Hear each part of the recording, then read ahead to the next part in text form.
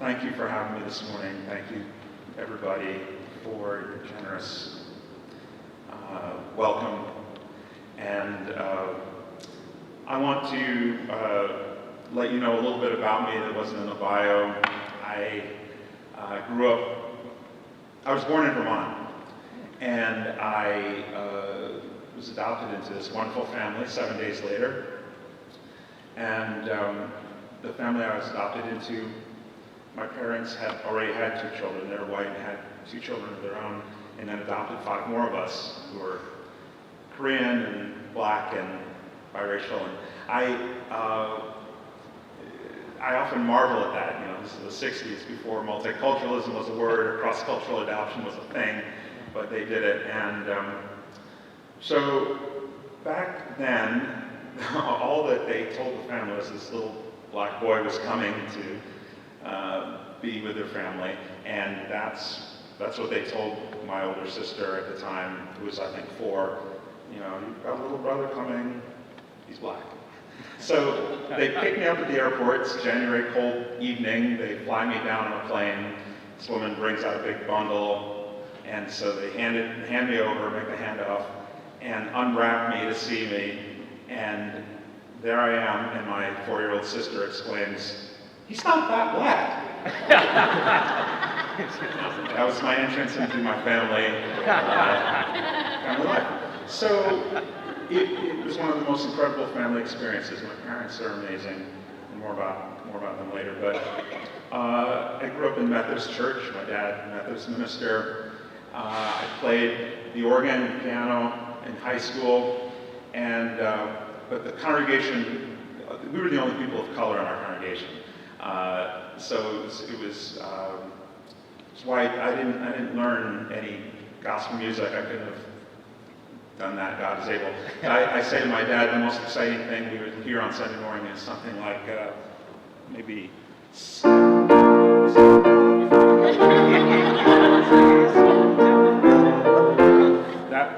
That was really rocking. But no one would move, certainly, nor clapping. Went off with my classical chops and degree, went to Yale here, Juilliard, New York, and then playing classical music beautifully, Western European classical music, and then my first job out of grad school was at Convent Avenue Baptist Church, up on 145th Street, Convent Avenue. And there was a big, beautiful pipe organ in the church, and I had heard Verdi's requiem in there, and so when they invited me to be the organist, I said, sure, I can do that. And I think they thought, well, he could probably play gospel music. I mean, he's black, and he went to these schools, and he's accomplished, and oh no.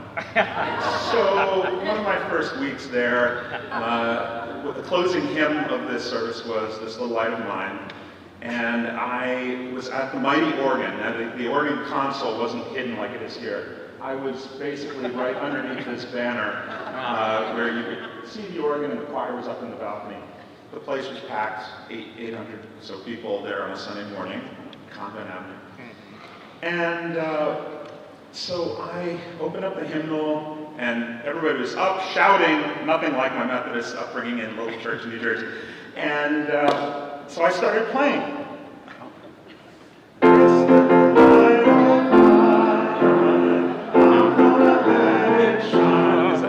That was in the hymnal. That was the music that I was playing. And after about a verse of that, this is a real singing church, it still is, Pastor Grant looked up and he said, Brother Mark, you remember Clarence Grant? Yes. He looked up and said, Brother Mark. He stopped me after the first verse. And I thought, oh my gosh, what's going on down there? He says, we know you're new here, but we sing it the other way. More life, more energy, more. So I said, okay, here we go, from up in the organ. This little light of mine, I'm gonna let it shine. And they're trying to sing, this little light of mine. And it's cacophony, it's terrible. It's 4 verses, I don't know what I'm playing. They're trying to sing the version they know. I'm upstairs playing something completely wrong, and it came back to haunt me. I had my back to playing, and I thought, I can see all 800 of them pointing their fingers saying, he's not that black.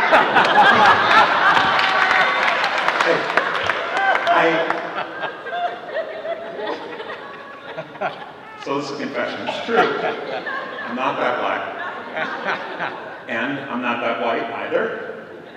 I'm something else entirely. And so are each one of you. Throughout our lives, we struggle to become someone other people see in us. We try to fit in some kind of ready-made mold that others have designed. And then we feel by projecting what others see in us, we can take on a role and find acceptance. But it seems closer to the truth that we live in the in-between. And that the sacred lives there in the in-between. Identity is born out of hierarchies and then rigidly policed and enforced isn't where God is. So as Galatians says, when we live a life in the Spirit, we transcend those constructs that are chosen for us by others and by society. And this is one of the many great gifts transgender and non-binary conforming people give to us. That they show us that categories of sex, gender, and orientation, those identities we shoehorn ourselves into, many of us do. That's not what God intends. It's not what love intends. It's also why this incredibly beautiful banner behind me needs to someday read how good and pleasant it is for siblings to be together. You need a tall ladder. A tall ladder. Brothers and sisters doesn't cut it anymore. So, back to Galatians 5. I'm going to grab some water here. Back to Galatians 5, which was in the lectionary reading for this morning. This letter to the Galatians. I love it when Paul says, sorcery is a bad thing. I was like, I love good witches. There's good sorcerers and bad sorcerers. Listen to this translation from Eugene Peterson, The Message. Christ has set us free to live a free life. So take your stand.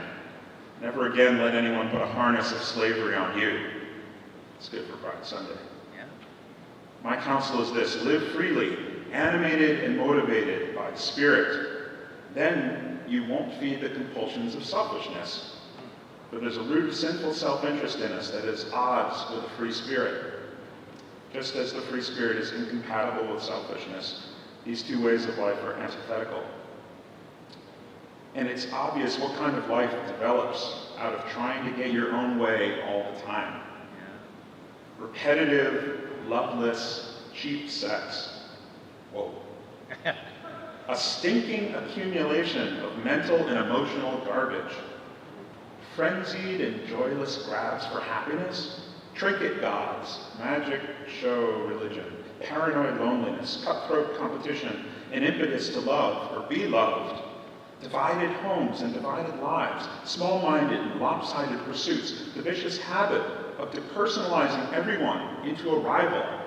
Oh my gosh, it's starting to sound like somebody here. Yeah. Uncontrolled and uncontrollable addictions, ugly parodies of community. I could go on, Paul writes. I'm thinking, you could go on, man, that list. That's a lot. But what happens when you live in the Spirit's way? Then love brings gifts into our lives, much the same way that fruit appears in an orchard. Things like affection for others, exuberance about life, serenity. We develop a willingness to stick with things, a sense of compassion in the heart, and a conviction that a basic holiness permeates things and people. We find ourselves in loyal commitments, not needing to force our way in life, able to marshal and direct our energies wisely. Those are the fruits of the spirits that we talk about. We are fruits. I'm fruit. All right. Yeah. So, where do you see these fruits of the Spirit manifest in your life? Who are the people that helped get you to this place?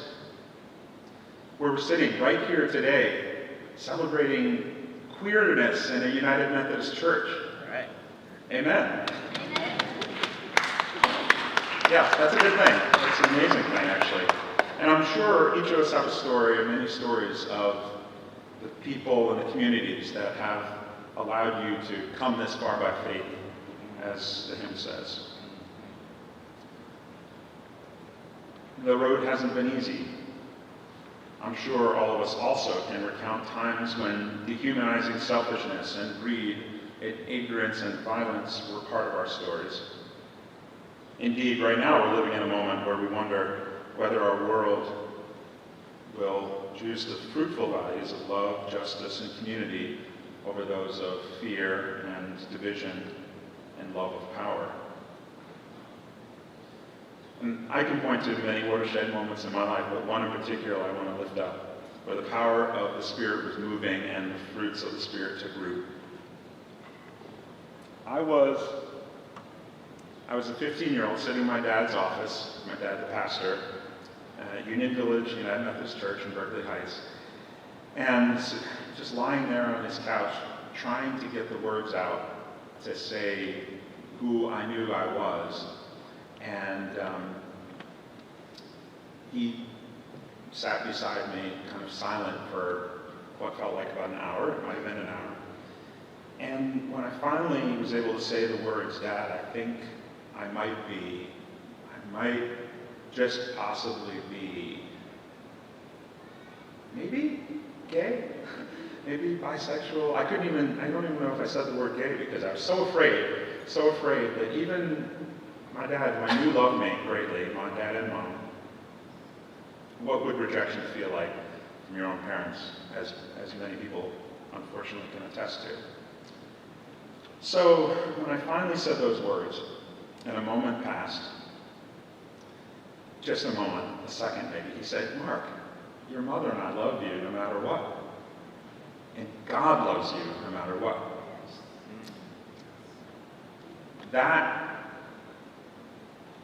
Those two sentences, that little conversation in that office in 1983 set me on a trajectory of love. I'm not sure if I'd be standing here today speaking, or if I would have written the music I've written if that conversation had not happened. I don't think I'd have had the courage to come out on the floor at my annual conference in 1995, or be a delegate in all those years, 2000, 2004, and 2012, and been in rooms with people who disputed the fact that God had created me this way, and that it was good. Fast forward to 2 weeks ago, I was giving a ride home one night to Khalil. Khalil's a 19-year-old who I'd known for a few years. He's a bright, gifted young person who was good friends with my daughter. And as we were driving home, Khalil asked me, what was it like to come out all that time ago? When you were a teenager, was it hard? And so I spoke how things were a bit different in the 1980s. And only came out to very few people in high school. But then I was able to talk about my dad and say the conversation we had, how that had changed my life, even though I didn't realize how much at the time. So we pulled up in front of Khalil's house and sat there for a few minutes. And then with a big sigh, Khalil said, well, this is as good a time as any to let you know, since it's Pride Month and all, that I'm trans. And I stared at him, Khalil, her, and thought for a split second, oh my God, what am I supposed to say? And of course, I said to her, I love you. No matter what. And God loves you, no matter what. And we talked some more. I found out her parents were supportive, but unsure of what to say. That our daughter had been a strong, loving friend. And that those were the only other people she had told thus far. And we got out, exchanged some hugs, and I was able to tell her how proud I was of her, and that we will be there for her. And I got back in the car and started driving home, shedding tears, talking to my dad in heaven, saying, my God, thank you, Dad. Thank you for giving me those words, that powerful moment of healing and wholeness. And if I didn't know it before, I surely learned it that night. It takes a freaking village to have pride. That's it. It takes a village, people. It takes generations of people and families and friends. It takes social agencies and communities of faith, of schools of education and summer camps and parades and parties, drag reviews and corporate boards and governments to have pride, to embody the values that clearly state you are loved and respected for the person you are and the person you are becoming. Because surely that day is coming when the Spirit will be moving and someone will need your help, and you will be called on to be a fruit of the Spirit, to behold another soul and say, you are a beloved child of God. It takes all of us. It takes a village to have pride.